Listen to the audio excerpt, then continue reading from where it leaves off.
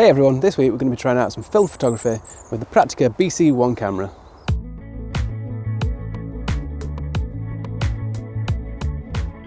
Okay, so as I said in my video last week, I had COVID and I've been waiting till I get over that until I can get back out filming a video again.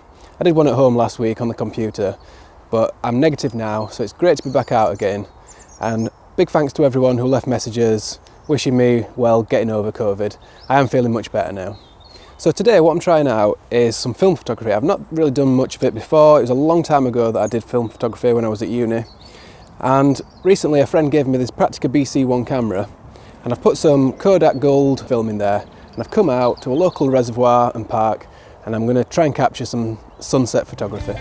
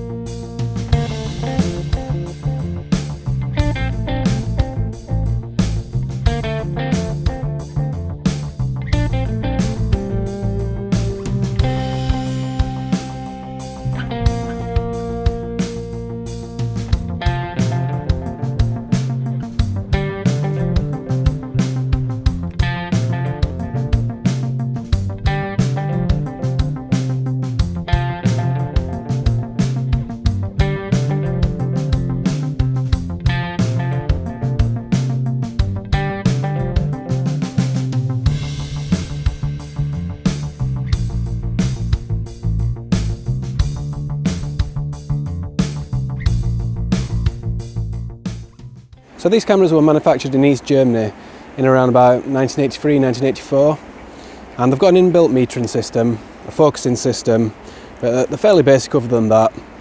I'm using a 50mm Praktica Penticon lens, and I'm not going to be able to show any photos today because I'm not going to get these developed today, but what I am doing, I've got my Z7 with me. I'll take some photos with that. I've got a 50mm on there as well, and I can show the Z7 images. And once I get these developed, if they're any good, we can compare them to the digital images and see how they compare.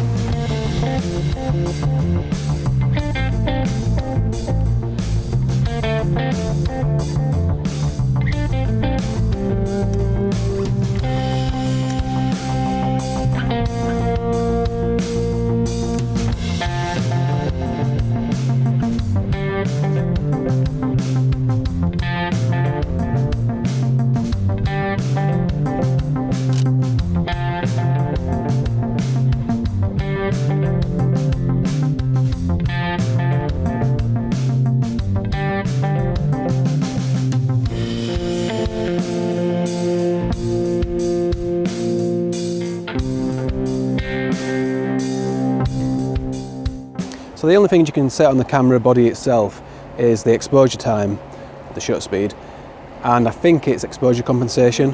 I'm not changing the exposure compensation, if that's what it is, and I've set the shutter speed to 15 at the moment. Everything else is on the lens itself, so I've set my aperture at the moment, it's about 5.6. I've been using between 5.6 and 8, and then obviously just use the focusing ring because it's manual focus. The focusing system's pretty interesting in this camera. When you look through the viewfinder, you've got two circles inside of each other with a diagonal line in the middle. And when you rotate the ring to set the focus on the lens, the opacity of those circles will change.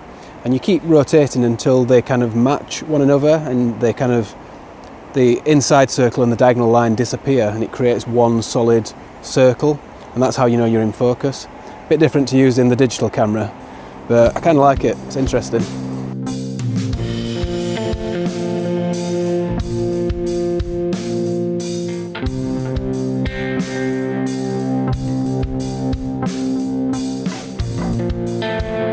Alright, so I'm calling it an evening. It's getting pretty dark now.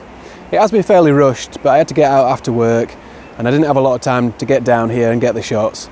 But I'm really glad I did. It's so good to get out again after being stuck in the house with COVID. So it's been a nice refreshing change. I'm going to get these film shots developed. We'll see how they look. Hopefully in an upcoming video I'll be able to compare those against the digital shots from the Z7. So it's probably been a short one, but I hope you've enjoyed it. That's about it. Thanks a lot for watching everyone. I hope you'll join me again next week. There's a new video every Sunday morning, 10 AM UK time. If you're not already subscribed and you'd like to do so, you can click down here on the big red button or over here on my face. And that way you'll keep up to date with everything I'm doing each and every week, and I really do hope you'll join me for the next one. So until then, thanks a lot everyone, and I'm going to get Otis back home and feed him. So bye for now.